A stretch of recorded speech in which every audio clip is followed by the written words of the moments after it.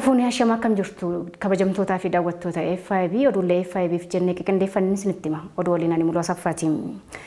Dhaabbanni Global Partnership for Ethiopian jedhamu doolaara miiliyoona 800 fi miiliyoona 50 mootummaaf galii taasisuu abbaan taayitaa koominikeeshinii Itoophiyaa beeksiseera.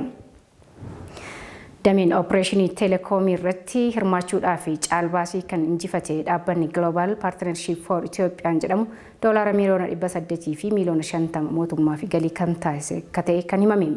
Akkaataa ulaagaa caalbaasichaan qabameen dorgommichi injifatee guyyoota 14 keessatti gatii caalbaasichaa ittiin mo'ate mootummaa fi galii akka taasisu kan tumame ta'uu Daayirikteerri olaanaa abbaa taayitaa koominikeeshinii Itoophiyaa Injiinar Baalchaa Roobaa himaniiru.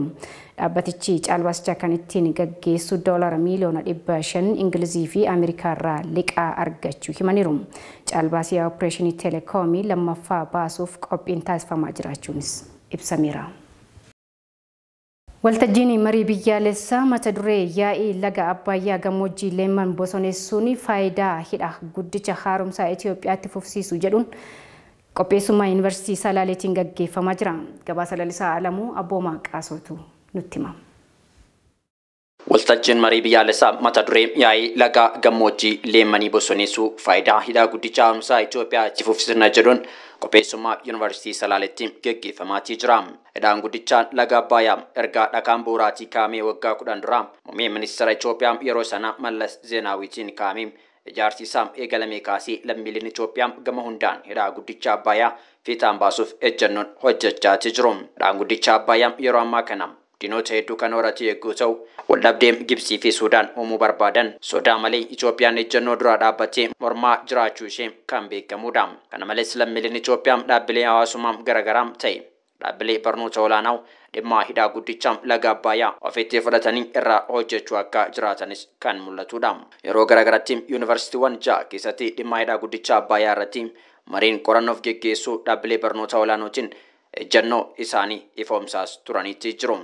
Waltajjiin marii dhimma hidhaa guddicha laga Abbayyaa irratti fuulleffatee kan Yuunivarsiitii Salaaleetiin geggeessamaa jiru kun ammoo dhaabbilee barnoota olaanoo marsaa 7ffaadha. Marii biyyaalessaa dhimma hidhaa Abbayyaa irratti fuulleffatee bosona Leemmoo irratti fuulleffatee geggeeffamaa jiru irratti ministeerri saayinsii fi teekinooloojiirraa Profeesar Afawarqi Kaasuu haasaa taasisaniin manneen barnootaa sadarkaa godaarra kaasee hanga sadarkaa olaanaatti jiran dhimma hidhaa guddicha Abbayyaa ofitti fudhatanii sagantaa qorannoo gurguddaa dhiyeessuun ejjennoo biyyaa irratti humna beekumsaa gamtoomee dabaluun aadaa baratame jiranitti jiru. Itti dabaluudhaanis hidhaa guddicha Abbayyaa kan kooti kan keessan kan hunda keenyaati waan ta'eef piroojeektii yuunivarsiitiiwwan olaanoo ofitti fudhatanii ittiin jiran kana nan dinqisiifadha jechuun dubbatanitti jiru.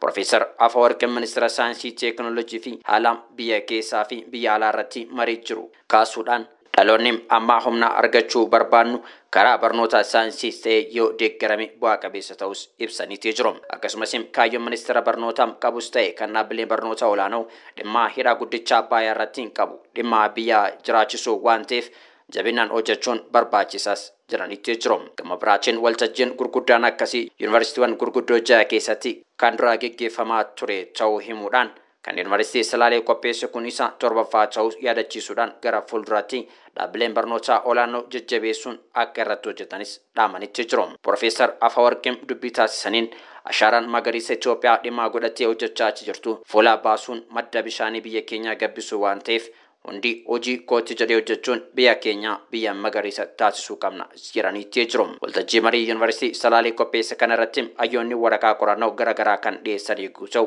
fuulduraaf Yuunivarsiitiin Salaalee piroojeektiiwwan biroof jabaatee kan hojjetu ta'uu himuudhaan hidhaa guddicha Abbayyaa karaa hundaan itti fufsiisuuf akka hojjetanis ibsanitti jiru. Naayijeeriyaatti xiyyaarri daandii qilleensa Itoophiyaa daandiirraa maqee akka ture himameera. Xiyyaara imaltoota Beijing 777 gara fe'umsaatti geeddaruun keessaa isa tokko akka ta'eera kan himame. Xiyyaarri imaltoota Beijing 777 gara fe'umsaatti geeddaraman keessaa isa tokko. Xiyyaarri qabeenya daandii qilleensa Itoophiyaa lakkoofsa balallii ET 395 Naayijeeriyaa magaalaa Lagos erga qubatee booda iddoo dhaabbatutti yeroo imaluu daandiirraa maqee akka turedha kan himame. Daandiin qilleensa Itoophiyaa akka mirkaneessetti xiyyaarri imaltoota Beejing 777 gara fe'umsaatti geeddarame kun taatee mudate kana booda hojiitti deebi'eera. Xiyyaarri kun magaalaa Finfinneerraa fe'umsa qabatee gara Naayijeeriyaa erga balali'ee booda buufata xiyyaaraa Leegos qubatee ture. Gara iddoo dhaabbatuutti wayitaa lafarra deemaa turetti gommaan gama bitaa xiyyaarichaa jiru Espaaltiirraa bahee akka turedha dhaabbatichi kan hime. Daandiin qilleensa Itoophiyaa taatee kana hordofee ibsa baaseen xiyyaarichi balaan tokkoyyuu osoo isa mudatin deebi'ee balali'ee Finfinnee galeeraa jedheera. Daandiin xiyyaarichaa hojjettoonni buufata xiyyaaraa Leegos deeggarsa godhanii fi galateeffachuu himeera. Xiyyaarichi daandii dhiisee sababni ittiin maqeef ibsi daandiin xiyyaaraa kun baase irratti wanti jedhame hin jiru. Masriitiin Flight Global jedhamu wayitaa taateen kun mudatu ragaan meetiroloojii buufata xiyyaaraa kana keessa ture haalli qilleensaa rakkisaa ta'e akkamiyyuu jiraachuu hin agarsiisu jedheera. Addunyaa gubbaa daandiiwwan xiyyaaraa hedduun weerara koronaa vaayirasii hordofee wayitaa kasaaran daandiin qilleensa Itoophiyaa garuu bu'aa qabeessa ta'uun akka itti fufee himamaa ture. Sababa weerara kanaan imalli daanga'uu hordofee lakkoofsi imaltoota akkasuma daran hir'ateera. Daandiin xiyyaaraa kun kanaaf fala akka ta'uuf jecha xiyyaarota imaltoota hedduu gara xiyyaara fe'umsaatti geeddaruunis himamee ture.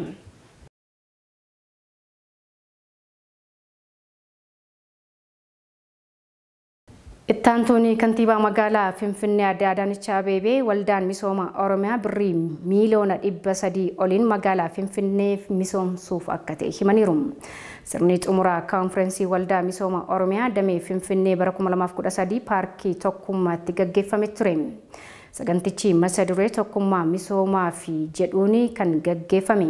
Waldaan misooma Oromiyaa garaagarummaa afaanii fi ilaalchaa osoo hin taasisin sabaa fi sablammoota hedduurraa miseensota horate tokkummaa isaas cimsee fayyadummaa Itoophiyaanota maraaf dalageeras jedhaniiru. Magaalaa Finfinnees misooma barnootaa fi humna namaa irratti muuxannoo hojii qabu qooduun manneen barnootaa bultii addaa Iteegee mananii fi mana barumsaa Galaan wayitaa ijaaru gahee guddaa taphateeras jedheera. Bulchiinsi magaalichaas waldaan misooma Oromiyaa galii bara hojii kanaan miseensota isaa 55,000 kutaalee magaalaa hundarraa jiranirraa walitti qabe birrii miiliyoona 300 ol gara biraatti osoo hin geessin Finfinnee misoomsuuf murteessee fi lafa nu gaafatee dabarsinee laanneerra jechuun Aadde Adaanech Abeebee fuula Facebook isaan irratti ibsaniiru. Dhibeewwan fayyaa hawaasaa irratti gaagama geessanii fi akkasumas dhiibbaa fi carraa sirna fayyaa biyyattii irratti qaban mata duree jedhu irratti kaanfirensiin fayyaa Yuunivarsiitii Wallaggaatti gaggeeffamaa jira. Xiyyeeffannoon kaanfirensii kanaa dhukkuboota daddarboo yeroo adda addaatti akka biyyaattii fi addunyaatti mul'atan dhukkuboota haadholii miidhanii fi bineensotaa fi nama gidduutti hariiroo dhukkuboota kan xiinxaludhas jedhameera. Kaanfirensii kanarratti ogeeyyonni fayyaa yuunivarsiitota adda addaarraa qorannoo isaanii kan dhiyeessan yoo ta'u waliigalattis waraqaan qorannoo 31 ni dhiyaata jedhameetu eegama. Dr. Harsen Yusuf pirezidaantiin Yuunivarsiitii Wallaggaa haasaa banamsaa taasisaniin Yuunivarsiitii fayyaa hawaasaa naannichaa eeguuf qorannoo adda addaa gaggeessuun hojii abdachiisaa hojjechaa jiraachuus eeraniiru. Ministeerri Deetaa Ministeera Fayyaa biyyattii Dr. Darajjee Dhugumaa ergaa dabarsaniin karoora waggaa 5 Ministeerri Fayyaa qabatee jiru keessatti hojiin Yuunivarsiitiin Wallaggaa hojjechaa jiru kan jajjabeeffamu ta'uu himuudhaan akka lixa Oromiyaatti kaanfirensiin kun isa jalqabaatis jedhaniiru. Kaanfirensiin guyyaa 2 turu kanarrattis qaamoleen gaggeessummaarraa eegalee deeggarsa ogummaa kennan hedduun irratti hirmaataniiru jechuun Daani'el Tasfaayitu gabaase. Daawwattoota keenya kan daawwachaa jirtan oduulee FIBT ammoo gara oduu biyya alaarraa arganneettan jedhama. Dhaabbanni sagantaa nyaataa fi qonnaa addunyaa gatiin oomishaalee nyaataa addunyaa irratti waggaa 10 as daballii olaanaa agarsiisaa jiraachuu beeksiseera. Bara faranjoota 2010 fi 2011 as yeroo jalqabaa fi gatiin shagaxoota addunyaa sadarkaa olaanaan dabaluu dhaabbatichi ibsa baaseen himeera. Keessattuu oomishaalee bu'uuraalee kanneen akka midhaan nyaataa, bu'aawwan aannanii, midhaan zayitaa, foonii fi sukkaara irratti daballiin gatii mul'ate daran olaanaa ta'uu beeksiseera. Haaluma kanaan baatii caamsaa keessa oomishaalee nyaataa 39.7 daballii gatii agarsiisuu himeera. Kunis bara faranjoota 2010 as isa olaanaa akka ta'edha kan eerame. weerar COVID-19 wal qabatee dhorkaawwan kaa'amaniin daballiin gatii kanaaf sababa ta'uu dhaabbatichi ibseera. Ogeeyyonni dinagdee ammoo hanqinni dhiyeessii fi fedhiin haalaan dabalaa jiraachuun caalmaatti qaala'insa gatii kana guddisuu akka danda'u hubachiisaniiru. Daawwattoota keenya oduuleen keenya kanneen turanii qophiileen FIB afaan itti fufuu isaaniin daawwadhaa gama kun nagaa ta'a.